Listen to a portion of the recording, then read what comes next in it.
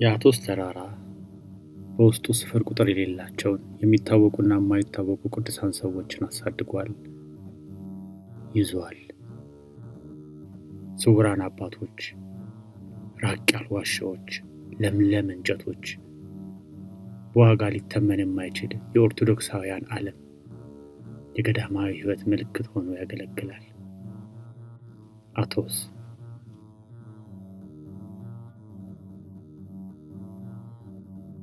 ይህ ሁሉ ከመሆኑ በፊት በአቶስ ተራራ ላይ ገዳማት ከመፈጠራቸው ከብዙ ዓመታት በፊት ጴጥሮስ የሚባል አንድ መነኩሴ ከሮም ወደ ምስራቅ በእርጋታ በሚንሳፈፍ መርከብ ላይ ተሳፍሮ ነበር። እየጸለየም አንቀላፋ። በሕልሙ ሌላ ብርሃን አየ፣ ከፀሐይ የበለጠ ደማቅ ብርሃን፣ ልብን የሚመስጥና ከዚህ ዓለም ያልሆነ ብርሃን። ከዛም እመቤታችን ቅድስት ድንግል ማርያምን ከቅዱስ ኒቆላዎስ ጋር ተመለከታቸው። ቅዱስ ኒቆላዎስ ወደ መነኩሴው እየተመለከተ እመቤታችንን እንዲህ ብሎ ጠየቃት። የእግዚአብሔር እናት ቅድስት ድንግል ማርያም ሆይ፣ ይህ አገልጋይ ከእስራቱ ድኖ ቀሪ ሕይወቱን የት ማሳለፍ እንዳለበት ጠቁሚው። የጌታ እናቱም እንዲህ ብላ መለሰች፣ ወደ አቶስ ተራራ ይሄዳል። ከልጄ ስጦታ ተሰጥቶታል። በዚህ ሕይወት ያሉ ሰዎች ሁሉ ከሰው መለየት አለባቸው። ይህም እግዚአብሔርን ደስ ያሰኘዋል። መንፈስ ቅዱስ ረቦበታልና ያን ቦታ ወደዋለሁ። የገዳሙን ሥርዓት በዚያ እንዲያደርግ ፈቅጄለታለሁ። በኋላም ዘመን ከደቡብ እስከ ሰሜን ከባህር እስከ ባህር ድረስ የእግዚአብሔር ምሕረት በዚያ ይኖራል። በዚያ ተራራ ላይ ገዳማውያን ይሰበሰባሉ። ስማቸውም በዓለም ውስጥ ታዋቂ ይሆናል። እናም በዚያ በተቀደሰው ተራራ ውስጥ በጸጋ የሚኖሩትን ሁሉ እጠብቃቸዋለሁ። ከሕልሙም በነቃ ጊዜ እመቤታችንንና ቅዱስ ኒቆላዎስን ስለ መሪነታቸው አመሰገነ። በድንገት የመርከቡን መልሕቆች የማይታይ ኃይል አቆማቸው። ጉዞ ቆመ። ለምለም ተራራ፣ ስለታም ጫፎች፣ ወደ ሰማይ ቁመታቸው በበረዶ የተሸፈኑ ጫፎች፣ በሰማያዊ ሰማይ ላይ በኩራት የቆሙ አለቶች፣ ድንቅ አፈጣጠር፣ እጹብ የሚያስብል ተፈጥሮ። የመርከቡ ሰራተኞች ተጨነቁ፣ ሮጡ። በመርከቡ ያልተለመደ አቋቋም ተገረሙ። ይህ ቦታ ምንድን ነው? መነኩሴው ጴጥሮስ ከመርከበኛ አንዱን ጠየቀው። የአቶስ ተራራ ነው። ኃይለኛ ነፋስ ቢኖርም መርከቧ ጸጥ ያለችበት ምክንያት እኔ ነኝ ብዬ አምናለሁ። እግዚአብሔር እየመራኝ ያለው ቦታ ይህ መሆን አለበት። እኔን እዚህ ትተህ ሂድ። መነኩሴው በማያወላውል እምነትና ለእግዚአብሔር ፈቃድ በመታዘዝ ተናገረ። መነኩሴው ጴጥሮስ የርስት ቦታውን ካገኘ 7 ዓመታት አለፉ። በበረሃ በተከበበው ተራራ ጥልቅ እርጥበታማ ጨለማ ዋሻ በጸሎትና በጾም ራሱን የደቆሰበት በጽናትና በጥንካሬ የጸና ብዙ ጊዜ ፈተናዎችን የሚቀበልበት ብዙ ፈተናዎችን ያሸነፈበት።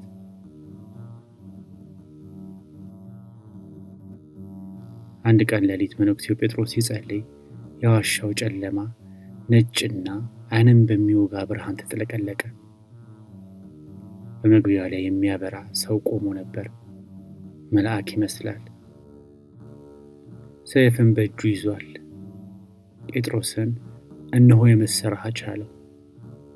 ጴጥሮስም አንተ ማነህ? የምስራቹስ ምንድን ነው? መልአኩም እኔ የእግዚአብሔር መልአክ ነኝ። እነሆ ደስ ይበልህ፣ ወደ አንተ ተልኬአለሁ። የከበረ ዙፋንና የማይደርቅ አበባ ጉንጉን በመንግሥተ ሰማያት ይጠብቅሃል። አሁን ይህንን ቦታ ትተህ ወደ ዓለም ሂድ። እንደ እግዚአብሔር ፈቃድ ብዙዎችን የምትጠቅም ነህና። ጴጥሮስም የእግዚአብሔር መልአክ የሚገለጽልኝ እኔ ማን ነኝ? እኔ እርኩስ የማረባ መነኩሴ ነኝ።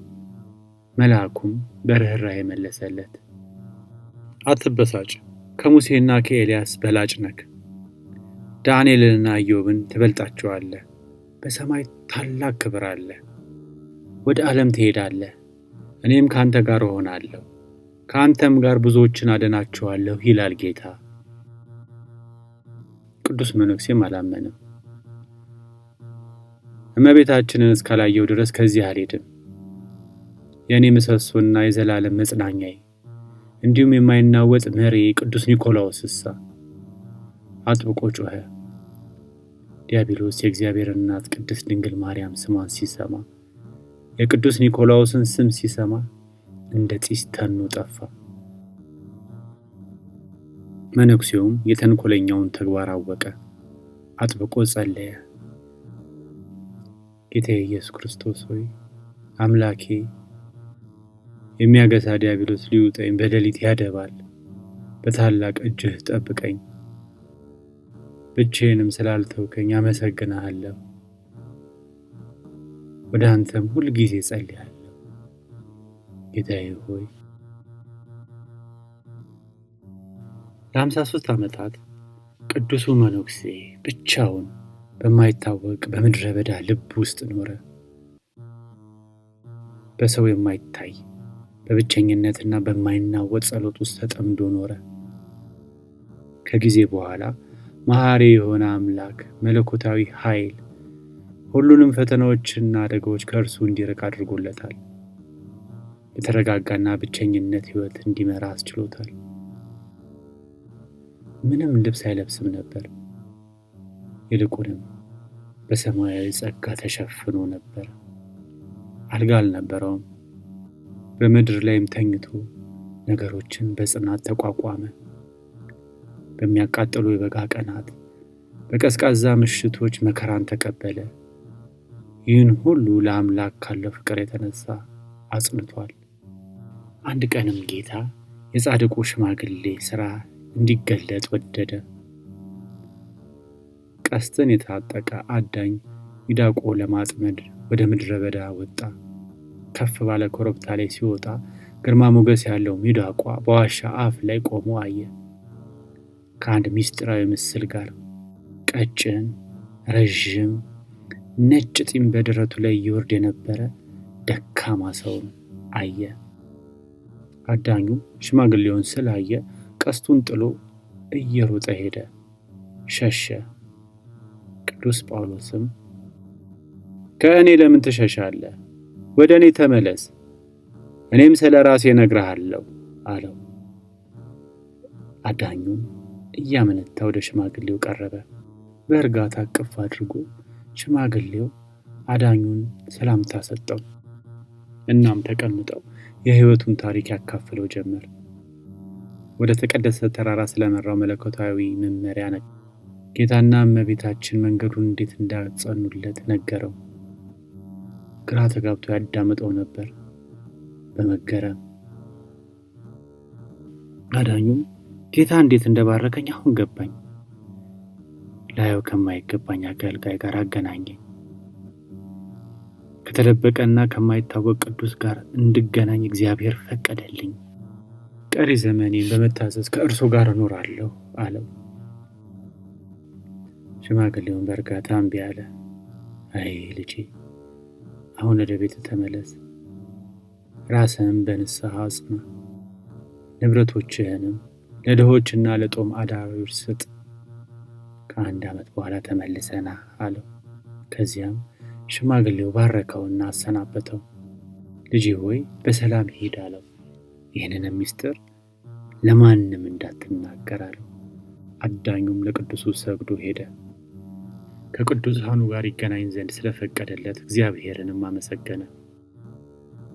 ከ1 ዓመት በኋላ በበጋው ቀን አዳኙ በአቶስ ተራራ ጫካ ውስጥ ወጣ።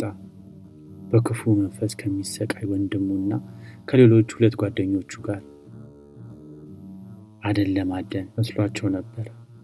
እርሱ ግን ያለፈውን ዓመት በንስሐና በጸሎት በልዩ ትጋት ሲያሳልፍ ቆይቶ ነበር። አሁንም ሽማግሌውን ለማግኘት ናፍቆ ነበር የመጣው። መንገድ እየመራቸው ወደፊት እየሮጠ መጣ። ወደ ዋሻው ገባ። የሚገርመው ሽማግሌው በሰላም መሬት ላይ ተኝቷል። ዓይኖቹ ተዘግተው እጆቹ በፍጹም ትህትና ደረቱ ላይ ሆኖ አየ። ከሚወደው ሽማግሌ አጠገብ በጉልበቱ ወደቀ። አዳኙ በሐዘን ተውጦ አለቀሰ። ብዙም ሳይቆይ ባልደረቦቹ መጡ።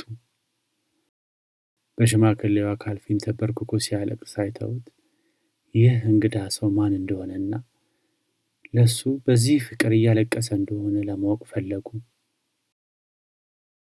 ከሽማግሌው ጋር የተገናኘበትን ታሪክና ሕይወቱን እንዴት እንደለወጡት ተረከላቸው። ጓደኞቹም አዳመጡ። ልባቸው በፍቅርና በሐዘን ተመላ። እርኩስ መንፈስ የተጸናወተው የአዳኙ ወንድም ሽማግሌውንም ሲነካ መሬት ላይ ተንፈራፈረ። በውስጡም ያለው አካል ጮኸ። እኔንም ከዚህ መኖሪያ ቤት ልታስወጣኝ አይገባም እያለ ጮኸ። እንደ ጥቁር ጢስም ከሰውየው አፍ ውስጥ በኖ ወጣ። ከዛን ጊዜ ጀምሮ ከርኩስ መንፈስ እስራት ነፃ ወጣ። ከዚያም በኋላ ወደ ሽማግሌው እግር ወደቀ። በጥልቅ ምስጋናም በአክብሮት በእንባም ሳማቸው። ቅዱሱ ከሞተ በኋላ መሐሪ የሆነው አምላክ በእርሱና በአማላጅነቱ ታምራዊ ፈውሶችን ማድረጉን ቀጠለ። ልዑለ ባሕሪ የሆነ እግዚአብሔር በአቶናዊው በቅዱስ ጴጥሮስ ጸሎት ይማረን፣ ይቆየን።